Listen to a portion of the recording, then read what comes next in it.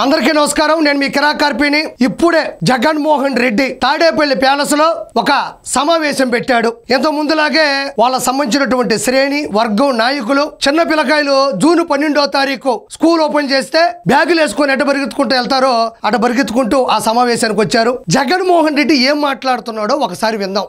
Liquor అనేది ఏ స్థాయిలోకి తీసుకొని పోయినారు అని అంటే, లిక్కర్ అనేది మన పార్టీ హయాంలో ఎక్కడ కూడా ఎటువంటి అవకాశం కూడా ఉండకూడదు, లిక్కర్లో క్వాలిటీ అనేది ఒక అంశంగా కూడా ఉండకూడదు అనే ఉద్దేశంతో వైఎస్ఆర్సీపీ హయాంలో ఏకంగా లిక్కర్ తయారు చేసే కంపెనీలు ప్రఖ్యాతగాంచిన డిస్టరీస్ నుంచే ప్రొక్యూర్ చేసేటివి. అవి కూడా 20 ఎంపానల్డ్ డిస్టరీస్ కూడా మనం ఎంపానల్ చేసినవి కాకపోయినా కూడా దే ఆర్ ఆల్ ఎంపానల్డ్ డిస్టరీస్. వాటి నుంచి మాత్రమే ప్రొక్యూర్మెంట్ జరిగేది.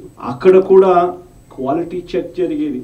క్వాలిటీ చెక్ చేసిన తర్వాత అవి ఎటువంటి తప్పుదోవలు పోకోకుండా నేరుగా ప్రభుత్వ దుకాణాల్లోకి మాత్రమే వచ్చేది. జగన్మోహన్ రెడ్డి లెక్కర్ గురించి, ఆయన నైపుణ్యత గురించి, ఆయన నిజాయితీ గురించి చెప్పాడు. మీరు విన్నారు. జగన్మోహన్ రెడ్డి కేసులు వేస్తాడని తెలుసు కానీ జోకులు వేస్తాడని నాకు తెలియదు. నేను కూడా దాదాపు ఒక 450 స్కిట్లు వేసాను కానీ 450 స్కిట్లు చేసి నవ్వించాను కానీ ఈ విధంగా మాత్రం నవ్విస్తాడని మాత్రం నేను ఎప్పుడు అనుకోలా. జగన్మోహన్ రెడ్డి చెప్పే మాటల్లో ఎక్కడైనా నిజాయితీ ఉందా? ఆయనంట లిక్కర్ కి సంబంధించినటువంటి ప్రతి ఒక్క విషయంలో కూడా జాగ్రత్త పాటించాడంట. డిస్టరీస్ కంపెనీస్కి సంబంధించిన విషయంలో కూడా ఆచితూచి అడుగేశాడంట. దాంతోపాటు ప్రతి ఒక్క విషయంలో నిజాయితీగా ఉండింది. అక్కడి నుంచి ఇక్కడికి వచ్చేటువంటి మందు ఏదైతే ఉందో అన్ని చోట్లకి కరెక్ట్గా వెళ్ళింది అంటున్నాడు. నేను జగన్మోహన్ రెడ్డిని సూటిగా ప్రశ్నిస్తుండా. 2019 నుంచి 2024 మధ్యన జాతీయ అంతర్జాతీయ బ్రాండ్లను ఇచ్చేటువంటి డిస్టలరీస్ కంపెనీలని హస్తగతం చేసుకొని నీ సొంత ఫార్ములాతో వాళ్ళని భయపెట్టి బెదిరించి కిడ్నాపులు చేస్తే గన్నలు పెట్టి చంపేస్తారని చెప్పి ఆ 20 జాతీయ అంతర్జాతీయ బ్రాండ్లను ఇచ్చేటువంటి కర్మాగారాలని కంపెనీలని డిస్టలరీస్ అని నీ స్వహస్తాలతో హస్తగతం చేసుకొని సొంత ఫార్ములాలతో ఓన్లీ పచ్చిమందే. నేను ఇంతకుముందు కూడా లెక్కర్ స్కామ్ గురించి, కల్తీ మద్యం గురించి నేను చేసిన వీడియో ఎంత చక్కర్లు కొట్టిందో, ఎంత వైరల్ అయిందో నేను ప్రత్యేకంగా చెప్పనక్కర్లేదు. అంత పచ్చి ముందు స్పిరిట్ ఉంటుంది, అన్ని నీళ్లు ఉంటాయి, రకరకాల కలర్ పౌడర్లు ఉంటాయి, బాటిల్ సైజులు మారుతాయి, బాటిల్ మీద రేట్లు మారుతాయి. ఈ స్పిరిట్లో నీళ్లు పోస్తాడు, కావాల్సిన రంగు పోస్తాడు, బాటిల్లో పోసి అది పెద్ద బాటిలా చిన్న బాటిలా దాన్ని బట్టి కూడా దాని మీద అతను ఆ ఖర్చు అంటే ఏదైతే ప్రైజ్ ఉంటుందో ధర నిర్ణయించేటువంటి పరిస్థితి. అది నిజమా కాదా? అది నిజం కాకపోతే జాతీయ అంతర్జాతీయ బ్రాండ్లు 2019 నుంచి 2024 మధ్యన ఆంధ్రప్రదేశ్ రాష్ట్రంలో ఎందుకు లేవు అని అడుగుతుండా. బూమ్ బూమ్ బీర్లు ఎక్కడి నుంచి వచ్చినాయి? 3 క్యాపిటల్స్ ఎక్కడి నుంచి వచ్చింది? 7 హార్సెస్ ఎక్కడి నుంచి వచ్చింది? ఏది కళ్ళ ముందు కనబడితే ఆ కంటెంట్ని చూసి ఒక 7 గుర్రాలు అటు పోతున్నాయి అనుకో, ఆ 7 హార్సెస్ అని పెట్టండి. మనము 3 క్యాపిటల్స్ అని చెప్పాం, అవి చేయలేకపోతున్నాం. 3 క్యాపిటల్స్ పెట్టేసిండి. నచ్చిన పేర్లు పెట్టి నచ్చిన షేర్లు తీసుకొని లక్షల కోట్ల రూపాయలు లూటీ చేసింది ఎవరు? నువ్వు కాదా? అక్కడి నుంచి మందుని సరఫరా చేసే క్రమంలో డిస్టలరీస్ కంపెనీల దగ్గర కేసుల మీద ఎంత ఆదాయాన్ని గడించావు అన్నది ప్రత్యేకంగా చెప్పనక్కర్లేదు. నువ్వు నిజాయితీ పరుడివి అయితే, నువ్వు నికార్సగా మందుని పంపిణీ చేసి ప్రభుత్వ దుకాణాలకు సరఫరా చేసిన వాడివి అయితే ఎక్కడ తయారవుతుందో అక్కడి నుంచి మద్యం దుకాణాలకు వెళ్ళేటువంటి GPS కావచ్చు, ప్రోగ్రామింగ్ కావచ్చు, సాఫ్ట్వేర్ కావచ్చు. అంటే మందు ఇక్కడి నుంచి 20 కేసులు బయలుదేరింది. అది మచిలీపట్నం వెళ్ళిందా, లేదా విశాఖపట్నం వెళ్ళిందా, లేదా పొంగనూరు వెళ్ళిందా, లేదా పలమనేరు వెళ్ళిందా, లేదా తిరుపతి వెళ్ళిందా, లేదా సూలూరుపేట వెళ్ళిందా, లేకపోతే శ్రీకాళహస్తి వెళ్ళిందా, లేదా వెంకటగిరి వెళ్ళిందా, ఎక్కడికి వెళ్ళింది, ఎన్ని కేసులు దించుకున్నారు, దాని కాస్ట్ ఎంత అని లెక్క చెప్పేటువంటి సాఫ్ట్వేర్ని ఎందుకు రద్దు చేశావు? ఆ సాఫ్ట్వేర్ని ఎందుకు స్పాయిల్ చేశావు? ఇది ఒకటో పాయింట్. రెండో పాయింట్, ప్రైవేటు పరంగా ఉండేటువంటి మద్యం దుకాణాలని గవర్నమెంట్ ఆధీనంలోకి తీసుకొని నీకు ఇష్టం వచ్చిన వాళ్ళని లోపల నిలబెట్టి టీచర్లు మాత్రం వైన్ షాపుల ముందు పరుగులు తీపిచ్చి లెక్క పక్కా లేకుండా ఎక్కడి నుంచో వచ్చినటువంటి కల్తీ మద్యాన్ని నువ్వు మద్యం దుకాణాల్లో digital process, online process, phone pay, Google pay ఒక లెక్క పక్కా లేకుండా కల్తీ లిక్కర్ని ఏరులై పారించి మద్యం దుకాణాల ద్వారా వచ్చినటువంటి డబ్బుల్ని నువ్వు గడించలేదా? తాడేపల్లి ప్యాలెస్ లో లెక్క పెట్టుకోలేదా?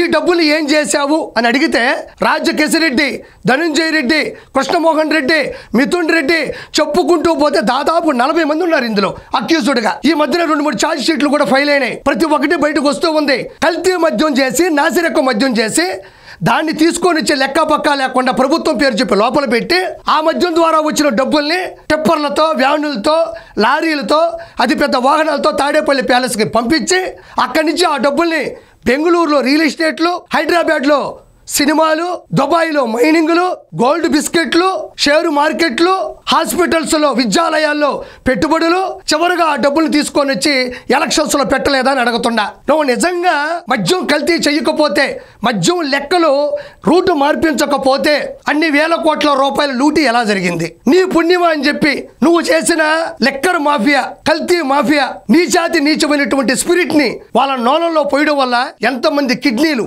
ఎంతమంది లివర్లు పోగొట్టుకున్నారు, ఎంతమంది ఆడవాళ్ళ పుస్తులు రాలగొట్టుకున్నారని నేను ఈరోజు జగన్మోహన్ రెడ్డిని సూటిగా ప్రశ్నిస్తుండా.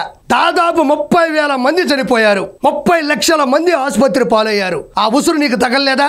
సమావేశం పెట్టావంటే దేని గురించి అనుకున్నా? నువ్వు చేసిన తప్పునే మళ్ళీ తీసుకొచ్చి జనాల ముందు చెప్తే అది తప్పు అని జనాలు అనుకోరా? పదే పదే చెప్తే అది ఒప్పు అయిపోతుందా? 100% నేను చెప్తున్నా, గుర్తుపెట్టుకో జగన్మోహన్ రెడ్డి.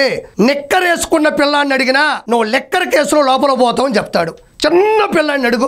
ఎందుకంటే ఆ పిల్లలు కూడా ఆ కుటుంబంలో పోగొట్టుకున్న తండ్రులు ఉన్నారు, అన్నలు ఉన్నారు, బంధువులు ఉన్నారు. వాడు కూడా ఎంతో కొంత నాలెడ్జ్ ఉంటుంది. నువ్వు లెక్కర కేసులో లోపల పోతావు, ఎప్పుడు వస్తావు అన్నది అంతు చిక్కదు. నువ్వేమనుకున్నావంటే 151లో 5 పోతే 146 వస్తాయి అనుకున్నావు. కానీ 151లో 5 ఎక్కడ పోయింది తెలుసా? 2 ఒకట్ల మధ్యన పోయింది. ఎందుకు పోయింది? ఇలాంటి చేసినటువంటి దొంగ పనులు, దౌర్జన్యాల వల్ల చనిపోయిన వాళ్ళ ఉసురు తగిలి ఈరోజు నీకు ప్రతిపక్ష హోదా లేకుండా పోయింది. ఆంధ్రప్రదేశ్లో అడుగుపెట్టే దమ్ము లేకుండా పోయింది.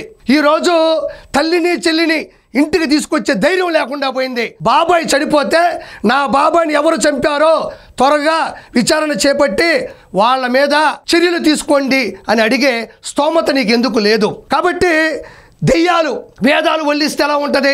అలా ఉంది ఈ సమావేశం. జగన్మోహన్ రెడ్డి ఏం మాట్లాడు మళ్ళీ ఇంకోసారి విందాం. ఎలా పనిచేస్తా ఉంది అని చెప్పి ఒకసారి ఒక సామాన్యుడిగా ఒకసారి జగన్మోహన్ రెడ్డి చెప్తున్నాడు, నేను ఒక సామాన్యుడిలా ఆలోచిస్తున్నాను అన్నాడు.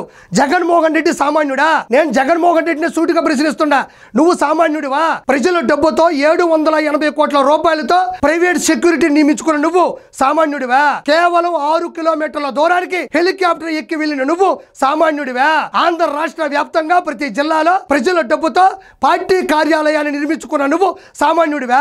ఎగ్గపప్పులకి 3,50 లక్షల రూపాయలు, ఎలుకలు పట్టించడానికి 1,36 లక్షల రూపాయలు, పెన్నులకి పేపర్లకి 9,84 లక్షల రూపాయలు, నీ ఇంటి ఫెన్సింగ్కి 12,85 లక్షల రూపాయలు తప్పుడు రాతలు లెక్కలు చూపించిన నువ్వు సామాన్యుడివా?